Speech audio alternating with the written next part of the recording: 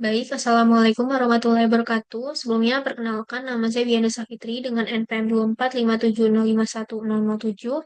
Pada video ini, saya akan membahas studi kasus palindrom dalam mata kuliah teori bahasa dan otomata. Kita akan masuk ke dalam pengertian palindrom. Jadi, palindrom itu adalah sebuah string atau untayan simbol yang dibaca sama dari kiri ke kanan maupun dari kanan ke kiri. Contoh dari palindrom ini adalah pada misalnya alfabet AB di sini ya. Nah, pada alfabet AB di sini ada A, B, ABA, BAB, AA, BB, AA, dan ABB, ABBA. Nah, palindrom itu dalam konteks dari teori bahasa dan otomata sering banget digunain untuk nunjukin bahwa tidak semua bahasa itu dapat dikenali sama FA. Jadi bahasa palindrom itu bukan termasuk bahasa reguler sehingga dia itu nggak bisa diterima oleh DFA maupun NFA. Karena untuk mengenalin bahasa palindrom itu diperluin yang namanya model komputasi yang lebih kuat.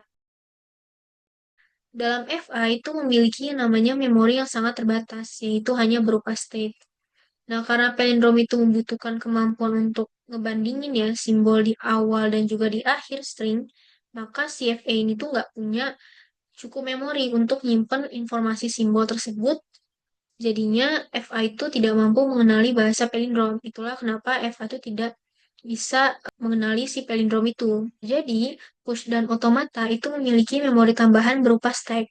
Dengan bantuan si stack ini, PDA itu bisa ngenalin beberapa bentuk palindrom. Misalnya palindrom dengan panjang genap atau palindrom dengan simbol apa ya, simbol tengah gitu, simbol tengah tertentu gitu. Nah, tapi kalau untuk palindrom secara umum tanpa batasan, push dan otomata ini masih bisa em, bisa dibilang memiliki keterbatasan lah untuk bisa mengenali si palindrom ini. Kemudian di sini ada palindrom dan juga Turing mesin. Jadi kalau untuk Turing mesin ini kan dia itu model komputasi yang paling kuat kan di dalam teori bahasa dan juga otomata. Nah, Turing mesin itu dapat mengenali bahasa si palindrom ini. Gimana caranya? Caranya adalah dia ngebaca simbol pertama dan juga simbol terakhir. Kemudian dia ngebandingin nih antara palindromnya dan juga dia tuh menandai simbol tersebut. Nah, proses ini itu dilakukan secara terus berulang sampai seluruh simbol itu akhirnya bisa diperiksa. Nah, jika semua pasangan simbol itu sesuai, maka string itu diterima sebagai palindrom. Tapi sebaliknya, jika ditemukan pasangan simbol yang nggak sama, maka stringnya itu ditolak. Nah, di sini itu ada ilustrasi konsep Turing mesin untuk palindrom. Nah, di sini tuh ilustrasi Turing mesin ini nunjukin alur kerja pemeriksaan dari palindrom, mulai dari pembacaan simbol awal sampai dengan akhir.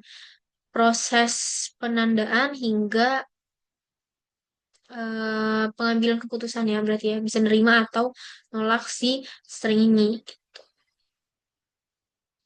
Ini bisa dilihat.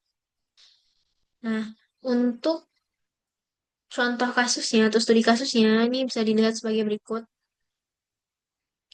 Jadi, di dalam studi kasusnya itu di sini saya bakal menjelaskan. Sekarang saya akan mencoba untuk menjelaskan contoh atau proses kerja Turing mesin dengan input string ABBA. Jadi pada awalnya head Turing mesin itu berada di simbol paling kiri yaitu A.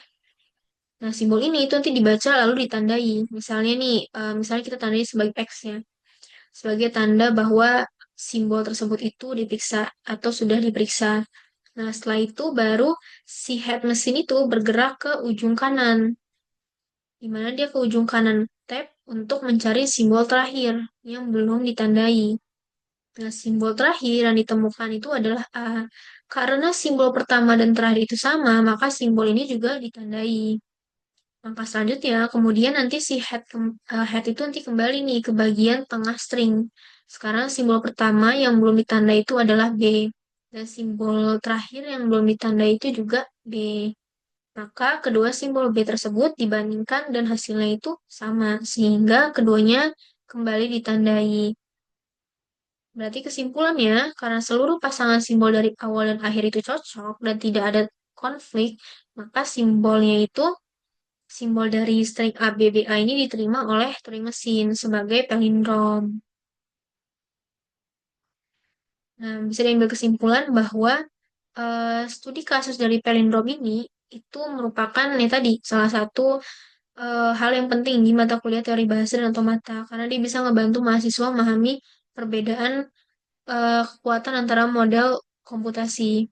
Nah, melalui palindrom ini itu dapat disimpulkan bahwa bahasa tertentu itu membutuhkan memori dan juga mekanisme komputasi yang lebih kompleks. Kayak misalnya yang dimiliki sama si Turing mesin ini gitu. Jadi, sekian penjelasan saya mengenai palindrom untuk studi kasus kali ini. Saya ucapkan terima kasih atas perhatiannya. Maaf jika ada salah penyampaian atau informasi. Wassalamualaikum warahmatullahi wabarakatuh.